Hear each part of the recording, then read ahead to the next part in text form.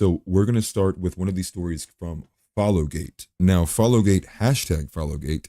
You're probably like, what is going on? What does that mean? Well, you know what month we're in, right? We're honoring the immeasurable spirit of Pride Month. We are in the month of Pride Month, okay? As much as I have disdain to even say that, this is where FollowGate is making its mark. Now, FollowGate is because it's an Old State Saloon, which is a bar in Idaho. They declared that June would be heterosexual awesomeness month. Now, what this did was this spurned, or I guess went viral, is a better way to say it. And they got a lot of traction right away. But the reason it's called FollowGate is because on X, for whatever reason, they were notably getting their followers deleted. Instances where they were up to 2,000 followers, they would log back in, they'd be down to 73. They got up to 6,000 at one point, went back down to 2,000. I believe the following throttling has stopped. I think that people had tagged Elon to the point in which that they were well aware of what was happening. Whether it's Elon doing it himself or it's a bad actor inside the company, that's to be discovered, and I'm sure nobody will follow up with this stuff, so who knows. Censorship is one of those things that everybody knows is happening, but nobody really cares to figure out who's doing or who's pulling the lever. It's kind of like the poor journalism, like why is nobody following up with what happened in these cases? Especially with like the New York Post thing, right? Because it's like, not the New York Post thing, I mean the Hunter Biden laptop story with the New York Post. I don't think they ever even determined which individual people locked it down, and so I'm wondering, is probably still going to have that lack of journalist integrity of following up with what exactly took place here. But let's go to this tweet here, just to show you exactly what I mean. I'll put it on screen here, and forgive me, I'll be a little bit slow too, because I literally forgot to charge my Stream Deck, so I have to do it manually. So it says, we bet you can't follow us. Now this has like 4,000 likes, almost like 1/3 views. And you can see down here in the comments, clearly they can't. There's a bunch of pictures people were taking. They would follow, you refresh, you would come back down to the same exact amount. It would click you out. Now I am following this account, I believe now. Yes, they ended it now. So it's at 40,000 followers. It's probably still being throttled to some degree. But there was a better, oh yeah. So this is a little video somebody made of constantly like refreshing this, showing the follower count just being completely played with. Now this is the clear, right? Oh, this is the better one I wanted to go to. Right, they got up to 10,000 followers, then had it halved instantly, right down to 5,000 followers. Now, why is the reason this important? Well, the reason it's important is because this is censorship happening on what's supposed to be the freest platform that exists, and what's considered to be the right-wing platform, if anything. This is the, people call X is just a bunch of right-wingers. It's not, normies aren't on X because it's just a bunch of right-wing people giving their ideas, and so it kind of gets a bit of an echo chamber, which I would agree, I think there is a bit of that nowadays. But it's because clearly they are making a statement in direct opposition to what would be the Pride movement, which is the LGBTQIA plus X. I'm not going to make fun of it again, but still, you know exactly what I mean. The worst portion with this is the fact that a small bar is being is doing the work of what our politicians should be doing. Is doing the work of what activists should be doing. And again, props to these guys. They made a statement. They probably knew going into it, there's going to be a heavy risk, right? You're going to get a lot of these people coming at you, flaming you for not being tolerant and different. And I think it's beautiful. I think it's great. I think this is the America and sentiment that Donald Trump promised in 2016 that he didn't deliver. And hopefully he can deliver it coming up, following the years of 2024. And it's just crazy because it's just a small bar in Idaho. Now, I do have a video here from Ian Carroll, who is, again, from Cancel Cloco. And he's going to describe it a bit better than I can. But it's just a nice little video on it.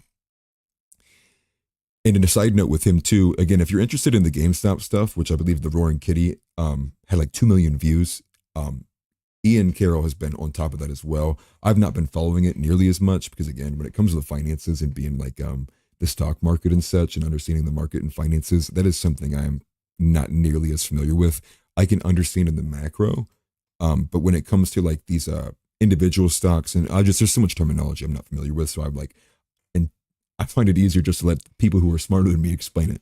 And Ian Carroll's somebody who's proved to me that like he's got a good grasp on these things, and he can be wrong, right? He's not infallible, But I wanted to go ahead and watch this video with you guys, and then we can get an idea of where this bar was at. So again, anybody who's in the chat, if the volume is too high, too low, let me know. I will change it. Awesomeness month, and oh boy, the controversy is out of control. The place is called Old State Saloon, and all their patrons are hyped about it. They're like giving out free beer to straight guys and discounts to straight couples, and something, there's a day for straight women too. And they're getting like death threats and stuff in the DMs. The news is eating it up. But the part that I think is really interesting is that X is like fucking with their account. It's a new account, but I went and tried to follow it. And check out what happens when you try to follow Old State Saloon. Every time you refresh, it's gone. They've been up like above 1,000 followers over and over and over again, and it keeps on coming all the way back down. They've been posting a bunch of screenshots of the evidence of their follower count just getting decimated. It's like, what's going on, Elon? I even like went to other pages and came back. What's going on is this is real-time blasphemy laws being applied. Now, you can sit here and you could have opened this bar. This account could have went the complete opposite direction. Do you think their account would be throttled? No, not a chance. But why? Well, it's because some speech is acceptable and some speech isn't. But so now we're at the point where even claiming pride in heterosexual normativity is now a bannable offense, or it's a reason to like throttle your account to such an insane degree that you're catching the attention of large pundits who cover normal, like outside the norm media. This is the bigger and the more broader point I want to stretch to as we get a little bit further into this, which is, it is not a matter of if there will be blasphemy laws. And this is quoting exactly Stephen Wolfe, who has written the book for A Case for Christian Nationalism. This is a matter of which blasphemy laws will be taken in place or will be placed upon you. And that's what we're seeing right here. So, before any of all this craziness stuff, right? We even had obscenity laws back in the day where you couldn't even, you couldn't swear or be profane or be vulgar in public. Now, clearly the culture has moved away from this, and now people can say essentially whatever they want in public, as long as it fits in with the narrative. And the public is obviously different than the digital sphere. I'm not going to make the comparison there, but we see it as well with the pride stuff, right? With the pride murals with pavement being, destroyed, or someone kind of burns out across the pavement. Like, no, you can't do that.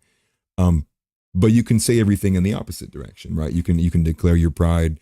You can sit there and just as he had shown on there, you can say, oh, you make these threats to this bar. It's just a random small bar in Idaho. And so I make this broader point to say, when people, they come to oppose Christian nationalism, because it's like, well, what about the freedom of religion? It's not, that's the wrong question. It's we're more along the lines of essentially which religion are we going to institute as the posterity of what our state is going to then bring forth as it continues to legislate and adjudicate and litigate, and what's it's going to be its North Star.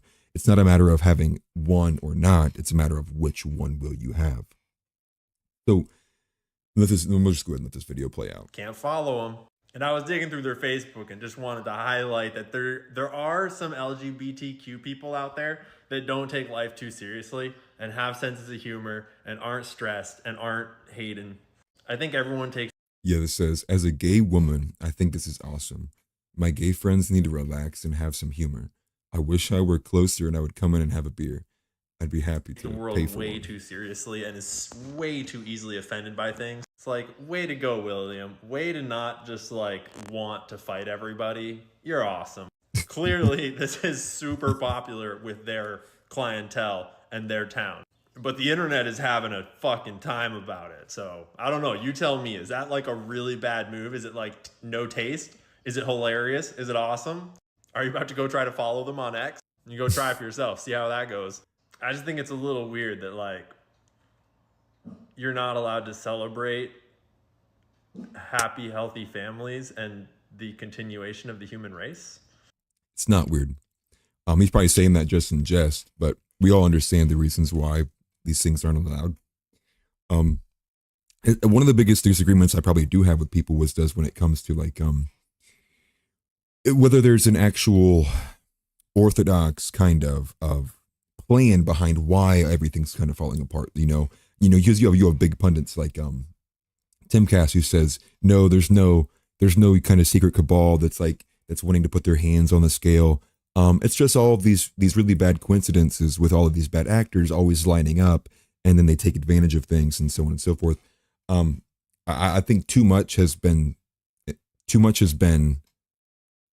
forced by hand, I guess, for lack of better words, overtly, especially when it does come to overreach and stuff by the government, that I can't, using Occam's razor, sit here and be like, it's just all coincidences, dude. Like, this is all stuff that happens. It was always going to happen this way.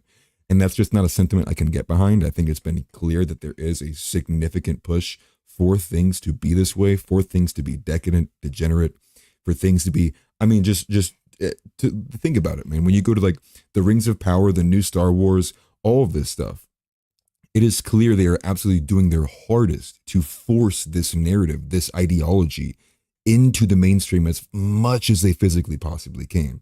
I'm sorry, like I no longer buy the thing of like, oh, there's no one behind it. It's just people being dumb and like, they're just idiots. It's just like, I'm sorry, I don't buy that. I find it to be, in fact, rather the complete opposite, in that there are literal evil forces at work that are playing their hands into these items that are purposefully trying to destroy the country from the inside out. Now, for what reasons that may be, I'm less at the power to give you a specific reason, or at least a conclusive one. As evil is just a chaotic force, and I just understand it to be that. It's for reasons of selfishness, it's for reasons of self-fulfillment, and for things that are just generally not living for anything greater than yourself. And so it kind of boils down to the individual making the choices purely for themselves. But to move on from this,